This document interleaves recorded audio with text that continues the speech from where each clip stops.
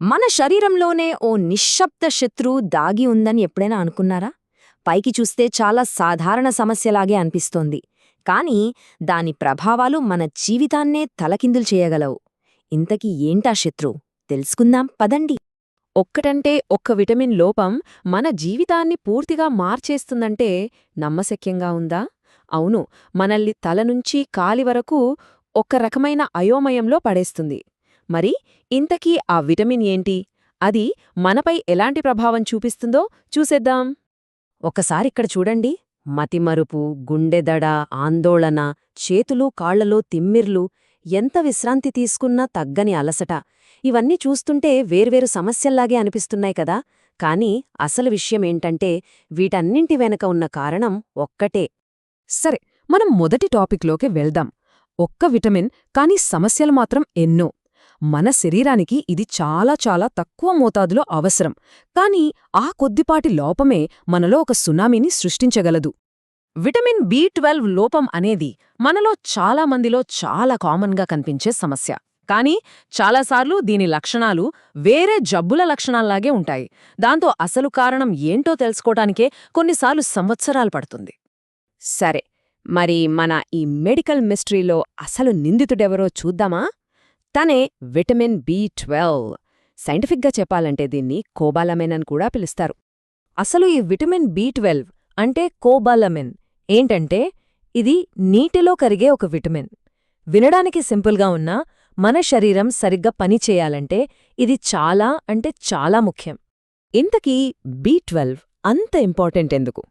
అది మన బాడీలో చేసే 3 మేజర్ పనులేంటో చూస్తే మనకే అర్థమవుతుంది. ఒకటి, ఎర్ర రక్త కణాల తయారీ. మన బాడీ అంతటికీ ఆక్సిజన్ తీసుకెళ్లేవి ఇవే కదా. 2, మన నాడీ వ్యవస్థ ఆరోగ్యం. ఇదేం చేస్తుందంటే నరాల చుట్టూ మైలిన్ అనే ఒక ప్రొటెక్టివ్ లేయర్ని కాపాడుతుంది. సింపుల్గా చెప్పాలంటే ఒక కరెంట్ వైర్ మీద ఉండే ప్లాస్టిక్ కోటింగ్ లాంటిదన్నమాట. ఇక 3ది డిఎన్ఏ సింథసిస్. అంటే మన శరీరంలో కొత్త కణాలు పుట్టాలన్నా, పాతవి రిపేర్ అవ్వాలన్నా ఇది చాలా అవసరం. అయితే ఇంత ముఖ్యమైన విటమిన్ మన బాడీలో తగ్గితే అప్పుడే అసలు కథ మొదలవుతుంది. దాని లోపం వల్లే మనం స్టార్టింగ్లో మాట్లాడుకున్న ఆ విచిత్రమైన లక్షణాలన్నీ ఎలా బయటపడతాయో ఇప్పుడు చూద్దాం.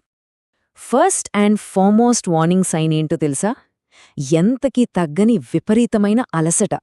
రాత్రంతా పడుకున్నా ఉదయం లేవగానే మళ్లీ నీరసంగా అనిపించడం. ఎందుకంటే ఎర్ర రక్త కణాలు సరిగ్గా తయారుకావు. దాంతో రక్తహీనత అంటే ఎనీమియా వస్తుంది. దానివల్లే ఈ అలసట.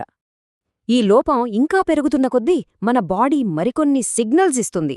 అవేంటంటే నోట్లో పదే పదే పుండ్లు రావడం, నాలుక నున్నగా ఎర్రగా అయిపోవడం, స్కిన్ పాలిపోయినట్టు లేదా కొంచెం పసుపు రంగులోకి మారడం, కారణం లేకుండానే గుండె దడగా అనిపించడం, ఇంకా మలబద్ధకం లేదా విరేచనాల వంటి జీర్ణ సమస్యలు కూడా మొదలవుతాయి. అయితే అసలు ప్రమాదం ఇక్కడే మొదలవుతుంది. ఈ లోపాన్ని గనక మనం లైట్ తీసుకుని చాలా కాలం వదిలేస్తే అది నేరుగా మన నాడీ వ్యవస్థ అంటే నర్వస్ సిస్టమ్ మీద అటాక్ చేస్తుంది.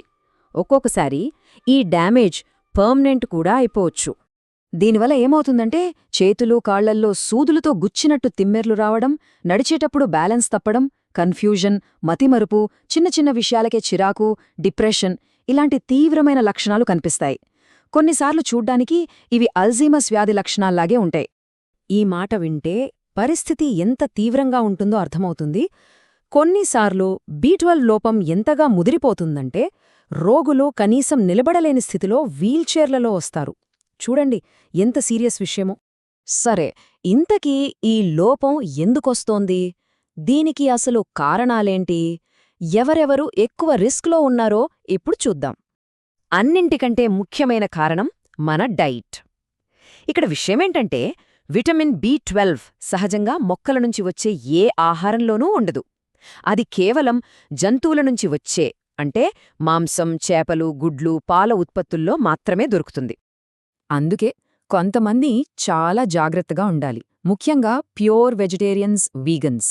ఇంకా వయసు పైబడిన వాళ్ళు, ఎందుకంటే వాళ్లలో స్టమక్ యాసిడ్ తగ్గుతుంది.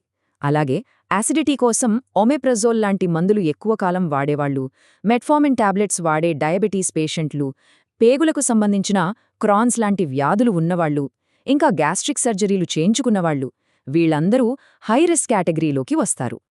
అయితే ఒక గుడ్ న్యూస్ ఏంటంటే ఈ ప్రాబ్లంని గుర్తించడం, దానికి ట్రీట్మెంట్ తీసుకోవడం చాలా చాలా సింపుల్. మన చివరి సెక్షన్లో దీనికి సొల్యూషన్స్ ఏంటో చూద్దాం. దీన్ని నిర్ధారించటం చాలా స్ట్రెయిట్ ఫార్వర్డ్. ఒక సింపుల్ బ్లడ్ టెస్ట్ చేస్తే చాలు మన బాడీలో B12 లెవెల్స్ ఎంతున్నాయో క్లియర్గా తెలిసిపోతుంది. ట్రీట్మెంట్ విషయానికొస్తే 2 ఆప్షన్స్ ఉంటాయి. ఒకటి టాబ్లెట్స్. కేవలం డైట్లో ప్రాబ్లం ఉంటే ఇవి సరిపోతాయి. కానీ రెండో ఆప్షన్ ఇంజెక్షన్లు. ఎవరికైతే కడుపు లేదా పేగుల సమస్యల వల్ల శరీరం B12ను సరిగ్గా అబ్జార్బ్ చేసుకోలేదో వాళ్లకు ఇంజెక్షన్లు తప్పనిసరి. సరే, మరి ఫుడ్ సంగతేంటి? B12 మనకు ఏ ఏ పదార్థాల్లో దొరుకుతుంది? ఇక్కడ చూడండి, అన్నింటికంటే ఎక్కువగా మేక లేదా గొర్రె లివర్లో ఉంటుంది. తర్వాత మాంసం, గుడ్లు, పాలల్లో కూడా బాగానే దొరుకుతుంది. ఇక వెజిటేరియన్స్ విషయానికొస్తే వాళ్ళు B12 ఫార్టిఫై చేసిన అంటే అదనంగా కలిపిన సోయా మిల్క్ లాంటివి తీసుకోవచ్చు. ఇక్కడ ఒక ఇంట్రెస్టింగ్ ఫ్యాక్ట్ ఉంది. మన లివర్ అంటే కాలేయం B12ను స్టోర్ చేసుకుంటుంది. ఈ స్టోర్స్ మొత్తం ఖాళీ అయిపోయి లోపం లక్షణాలు బయటపడటానికి ఏకంగా 5 నుంచి 10 సంవత్సరాలు పట్టొచ్చు. అందుకే చాలామందిలో ప్రాబ్లం ఉన్నా చాలా లేటుగా బయటపడుతుంది. కాబట్టి అసలు ప్రశ్న ఏంటంటే, మన శరీరం మనకు పంపుతున్న ఈ చిన్న చిన్న సిగ్నల్స్ని మనం గమనిస్తున్నామా? ఏమాత్రం అనుమానం వచ్చినా నిర్లక్ష్యం చేయకుండా వెంటనే డాక్టర్ని కలవడం చాలా చాలా ముఖ్యం. ఎందుకంటే మన ఆరోగ్యం మన చేతుల్లోనే ఉంది కదా.